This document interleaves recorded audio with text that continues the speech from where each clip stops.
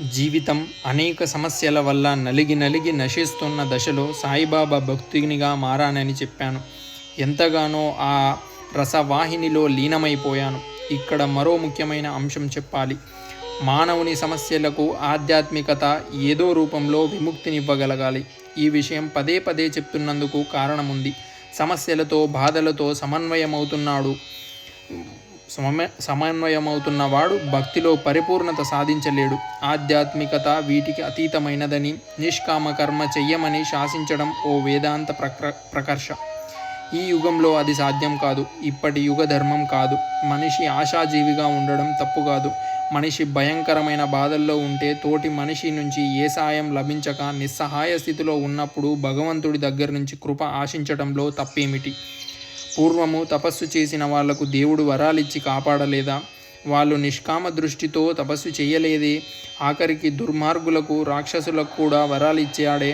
ఈ యుగంలోనే నిష్కామ కర్మ కావాల్సి వచ్చిందా?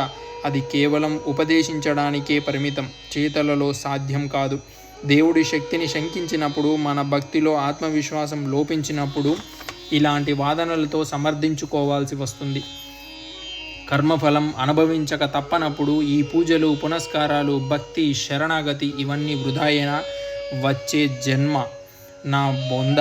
ఈ జన్మలో మనుగడ సాగిస్తున్నందుకు మొదట ఈ జన్మను సార్థకం చేసుకోవాలి. మధ్య మధ్య కష్టాలు అనుభవించవలసి వచ్చినా సౌఖ్యాలను కూడా అనుభవించగలగాలి. జీవితం పట్ల విముఖత్వంతో కాకుండా సముఖత్వంతో జీవించగలగాలి. మన మంచి ప్రవర్తన, పశ్చాత్తాపము ఇవన్నీ అతడి కర్మఫలాన్ని కొంతవరకు పరిగణించగలగాలి. నేను సామాన్య మానవుడిని, అందుకని సామాన్య మానవునిగానే మాట్లాడగలుగుతున్నాను. ఈ జన్మలోని సుదీర్ఘమైన ప్రయాణంలో కృషి ఫలితాన్ని ఈ జన్మలోనే అనుభవించగలగాలి. ఈ జన్మలో కష్టపడి చదివితే ఫస్ట్ క్లాస్ వచ్చే జన్మలో ఇస్తే ఎలా? మళ్ళీ జన్మలో గతస్మృతి ఉంటుందా? అది ఈ జన్మకు పొడిగింపు కాదు, మరో రూపం, మోక్షం. అది కూడా జీవించి ఉండగానే అనుభవించగలగాలి. అదే భక్తికి పర్యవసానమంటే. మనిషికి ఏ తోడు లభించక దారుణమైన నిస్సహాయ స్థితిలో పడి ఉన్నాడు. అలాంటి నిస్సహాయ స్థితిలో ఉన్న నాకు సాయిబాబా నుంచి కూడా సాయం లభించలేదు.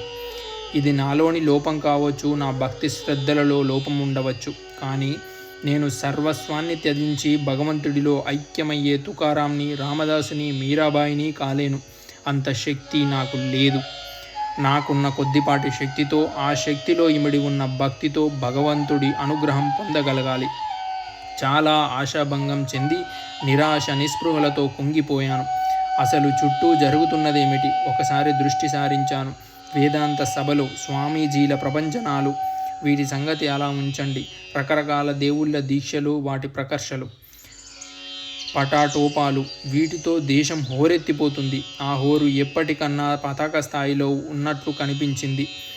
ఒకరిని చూసి ఒకరు చేశారని ఒకరు పోటాపోటీగా ఆడంబరంగా డబ్బులున్నా లేకపోయినా అప్పులు చేసి విరజిమ్మేస్తూ, అయినా ఒక్కరిలో మార్పు రాదు. తాగుబోతూ ఆ కాసిని రోజులు మానేసి తిరిగి విజృంభించి త్రాగేస్తున్నాడు. అవినీతిపరుడుగా మిగిలిపోతున్నాడు. ఏ అంశంలోనూ అభివృద్ధి కాదు కదా.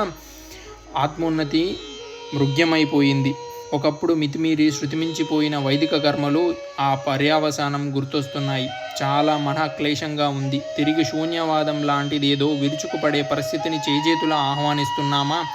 ఇవన్నీ చూసి విసుగు పుట్టి కొంతమంది మేధావులు నాస్తికత్వం వైపు మొగ్గు చూపడం జరుగుతుంది. నాస్తికులకు విపరీత వ్యాఖ్యానాలు చేయడానికి, తమ వాదాన్ని బలపరుచుకోవడానికి, ఇదంతా వేలం వెర్రిగా చుట్టి పారేయడానికి పరిస్థితులు క్రమ్ముకొస్తున్నాయి. యాంత్రికత్వం విపరీత ధోరణిలోకి వెళ్ళిపోతుంది. మనిషిలో మార్పు రాదా? దేవుడు, భక్తి ఇదంతా ఓ భ్రమేనా? వీటన్నింటి జీవితంలో అన్వయించుకొని ఆత్మోన్నతి పొందే మార్గమే లేదా? ఈ సంఘర్షణలో, మానసిక క్షోభలో నలిగిపోతున్నప్పుడు, నిరాశ నిస్పృహలతో కృంగిపోతున్నప్పుడు కారు చీకటిలో కాంతి కిరణంలా ఓ మెరుపు మెరిసినట్టయి భగవత్ సాక్షాత్కార అనుభవం ప్రసాదించబడినట్లు సత్యలోకం దృగ్గోచరమైనది. భగవద్ధర్మం దర్శనమిచ్చింది. కల్కి ధర్మం కళ్ళ ముందు మెరిసి ఓ మహత్తర సత్యంలోకి తీసుకెళ్ళిపోయింది. ఆ మహోన్నతమైన ధర్మంలోకి ఇప్పుడు మిమ్మల్ని తీసుకెళ్తాను.